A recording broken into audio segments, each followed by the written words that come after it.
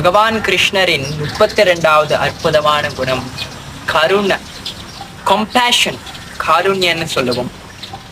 பகவான் கிருஷ்ணர் யாராவது ரொம்ப டிப்ரெஸ்டா இருந்தாங்களா, டிஸ்ட்ரெஸ்டா இருந்தாங்களா, அவர் அதை பார்த்து ரொம்ப ஃபீல் பண்ணுவாரா.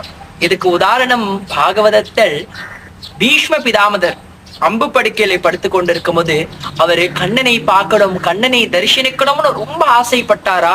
அதனாலே கண்ணன் அந்த இடத்துக்கு போய் தரிசனத்தை கொடுக்கும் போது பீஷ்ம பிதாமதர் அந்த அம்பு படுக்கையில கண்ணன் பார்க்கும்போது கண்ணன் தன்னையே மறந்து விட்டு கண்களை தண்ணியோட பீஷ்மரை ரொம்ப ஃபீல் பண்ணி அவர் பார்க்கிறாரா. இந்த இடத்தில் பிரபுபாதர் ஒரு விஷயத்த சொல்றாரு. ஆக்சுவலி நம்ம கண்ணனை நேரடியாக அப்ரோச் பண்ண முடியாதா, ரொம்ப கஷ்டமா, ஏன்னா அவன் பரம புருஷன்.